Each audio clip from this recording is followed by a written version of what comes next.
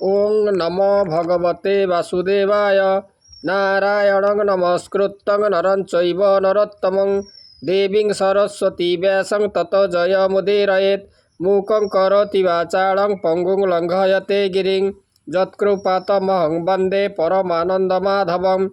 निगमकल्पतरुर्गलितं फलं सुखमुखदमृतद्रवसंयुतं पिबत भागवतं रसमालयं मुहुरहुः रसिका भुवि भावुकाः। आज एवं अति बड़ी जगन्नाथ दासकृत ओडिया भागवत सप्तम स्कंदर तार प्रथम अध्यायर द्वितीय भाग आम आरंभ करवा। हिरण्यकश्यप एवं हिरण्याक्ष नाम दुई असुर जन्म हो विष्णु प्रति वैरभाव आचरण कले। विष्णु द्वारा हिरण्याक्ष वध एवं माता दितिंकर पुत्र शोक घारी हवा कथा शुणी परीक्षित सुख को पचारे जे यह भगवान जो देवता मान प्रति पक्षपात नीति नुहे कि। तेणु उत्तर में सुखमुनि कहले जे भगवान महिमा अद्भुत। से स्वभावतः निर्गुण अजन्मा एवं अव्यक्त किंतु लीला रे से सत्वगुण को आश्रा करी से देवता रूपी माने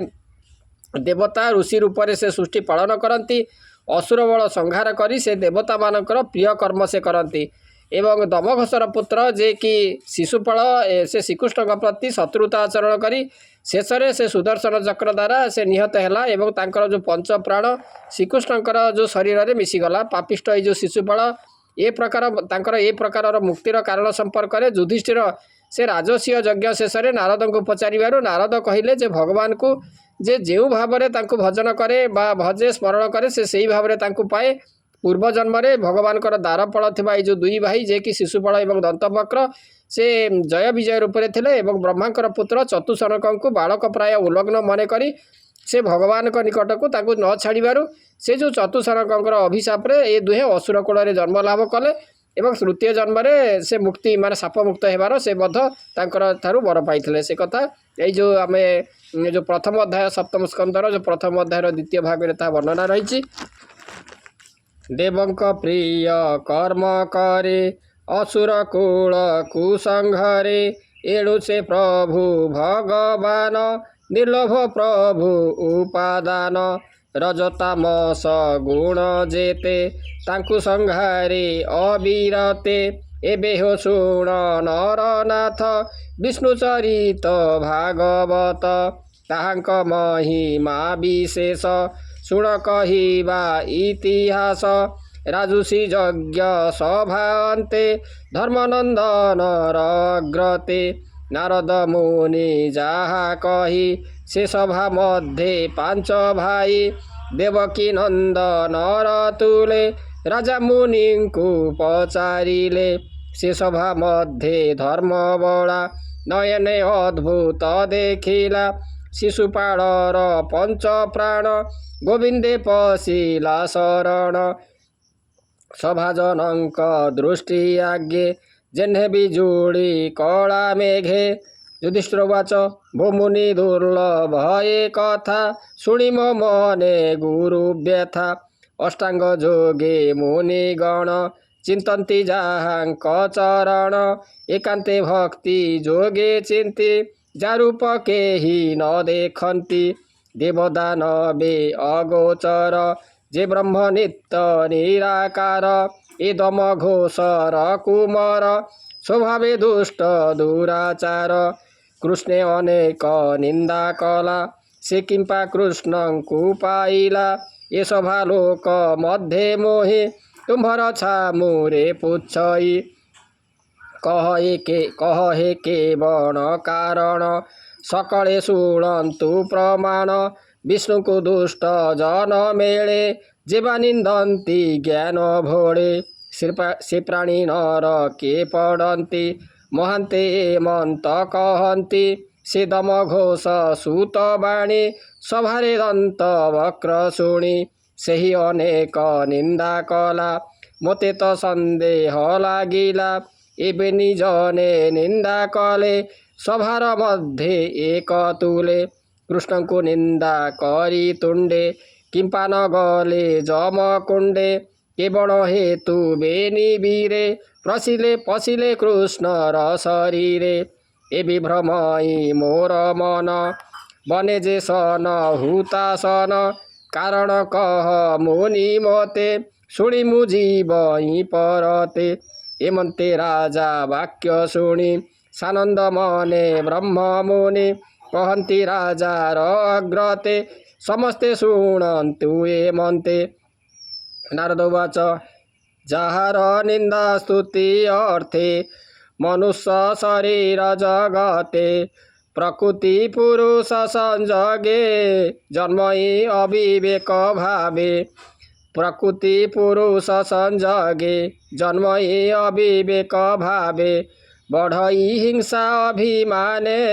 द्वंद्व कुटिल अवधाने मोहि मोहर बोली जाने जाबत बसई त्रिगुणे मनुष्य स्वभाव ये मन्ते संसार मध्ये छन्ति जेते आत्माभिमाने देह बहि लुलुब्धे प्राणबध होई से पुणी कैवल्य स्थाने न खटे आत्मा अनुमाने हरि विषये कले जेते कैवल्य लभे प्राणी अन्ते के भजे रिपु अनुबंधे के अबा मित्र भाव साधे के अबा भजे ताकु डरे के अबा प्रिय भाव करे के अबा स्नेह चित्त धरी के अबा रूप चिंता करी से सर्वजने अंत काड़े पसंती चरण कमले नित बैरी भावे चिंती हरिंकी मंत भजंती निश्चल जोग चित्त धाई जोगिए लोभिबार पाई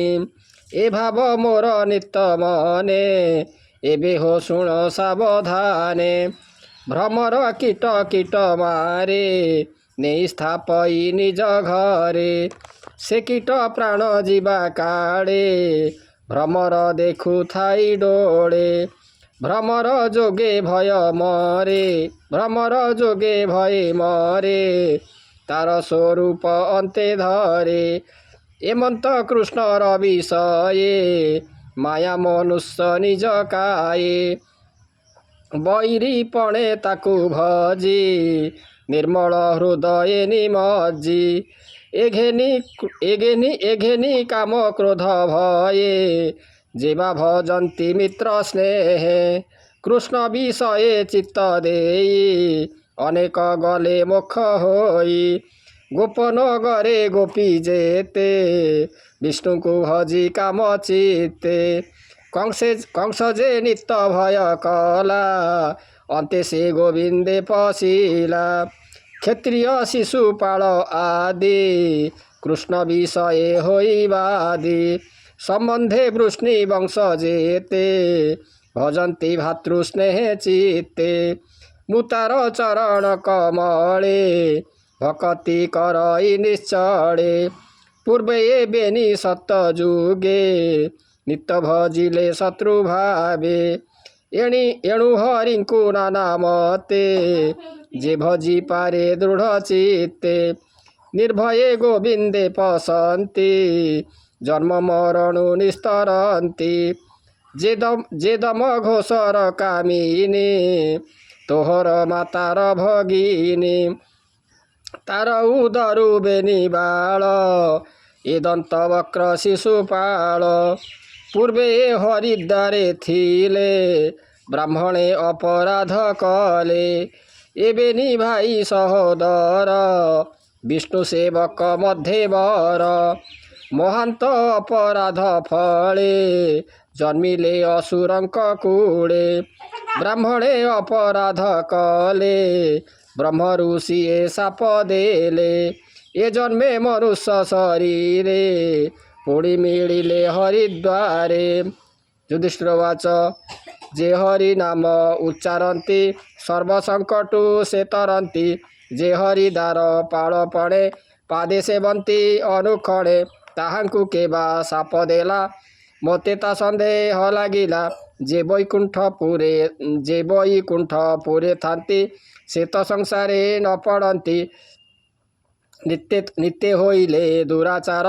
एणु संशय जात मोर भूमुनि वंदे तो चरण कह ये केवल कारण। नारद उवाच शुण राजन सावधाने जे कथा विष्णुर भुवने ब्रह्मार पुत्रे वेदवादी सनक सनातन आदि से चारि भाई एक दिने भ्रमन्ति ए तीनि भुवने पुणी से अंतरिक्षे गले विष्णुर भुवने मिलिले प्रवेश होई द्वार देशे विष्णुर दर्शन लालेसे ज्येष्ठ अटन्ति सेहि माने मरीचि आदि मुनि गणे 5 बरस बाल पोए सर्व दिशन्ति एक प्राये काल स्वभावे बाल स्वभावे दिगंबर स्वभावे ब्रह्मांक कुमार सनक आदि मुनि गणे सेवन्ति विष्णुंक चरणे तांकु बालक प्राये चाहि जय विजय बेनी भाई बालक देखि द्वार पाड़े निषेध कले तांकु बळे ताहांक मन हरि पादे पशि न पारिला प्रमादे द्वारपालଙ୍କ मुख चाहि कोपे बोलन्ति चारि भाई तुम्हे त दुष्ट बेनी भाई ए पुरे थिबा न जोगाई ए पुर वैकुण्ठ धाम पशि न पारे रजतम एथे न थाव भाई बेनी मर्ते जन्मिब देह घेनी अति पापिष्ट तुम्भ देह असुर घरे जन्म हुआ एमंत विप्र साप पाई पुरु खसिले बेनी भाई ऊर्ध्व चरण अधोमुख तखणे देखि तांक दुख दया बसिला तांक देहि स्नेह बोलन्ति चारि भाई असुर होई बेनी जन्म नित्य करिब दुष्ट कर्म तृतीय जन्मे जात होई सापु तरिब बेनी भाई विष्णु को चिंती अपराध पुणी लभिब विष्णु पाद प्रथमे कश्यपंक घरे बेनिये द्वितीय गर्भरे जन्मिले हिरण्यकशिपु हिरण्याक्ष जे महाबपु देवदानव तांक पादे खटन्ति अपराधी भावे हिरण्याक्षर गर्भ भरे महिकंपई थर हरे से कष्ट हरि न सहिले शुकर रूप को धरिले धरणी उद्धारण पाई वरुणपुरे हेले जाई से दुष्ट हिरण्याक्ष वीर असीम बल अटे जार बराह रूप देखि कोपे मिलिले गोविंद समीपे अनेक गदा युद्ध कला सबदे भुवन कंपिला विष्णुर गदा घात बळे प्राण छाड़िला रसा तले हिरण्यकशिपुर सुत प्रह्लाद गोविंदंक भक्त तांकु अनेक दुख देई विष्णु भजन न सहई पुणी से विष्णु भक्ति बळे अजेय ए महिमंडले तांकु अनेक दुख देला केबे हे मारी न पारिला नृसिंह रूप धरी हरि हिरण्यकशिपु विधरी देवता हित कुसाधिले निज पुरकु चली गले पुणी राक्षस कूले जात विश्रवा गृहे बेनी भ्रात निकषा गर्भे होई जन्म अनेक कले मंद कर्म रावण कुंभ कर्ण रूपे त्रैलोक्य बस कले दर्पे ताहांकु राम रूपे मारी राक्षस जन्म रुद्धारी से रामचरित कुसुखे शुणिलु मार कंड मुखे पुणी से मही तले जात भो माता भगी तो माता भगी निरसुत एबे तो यज्ञ सभा मध्ये विष्णु को निंदे अप्रमादे विष्णुर चक्रे छिन्न होई मोक्ष पाइले बेनी भाई बैरी भावे तत्व ध्यान तेणु पाइले तत्व ज्ञान तृतीय जन्मे खेय पाई जय विजय बेनी भाई पुणी मिलिले निज पुरे विष्णुर वैकुंठ दुआरे युधिष्ठिरवाच हिरण्यकशिपु किं पाई पुत्रंकु द्रोह आचरई असुर जात प्रहलाद किंपा भजिला विष्णुपाद बोलोई दास जगन्नाथ नारद आगे कुंती सुत सभार मध्ये पचारिला जे भागवत विष्णु लीला सप्तम स्कंदे हरिवाणी शुणी संसारु तर प्राणी इति श्रीमद्भागवते महापुराणे परमहंस्यां संहितायां वैयासिकां सप्तमस्कन्धे जय विजय प्रश्न कथने नाम प्रथम अध्याय। ओं नमो भगवते वासुदेवाय।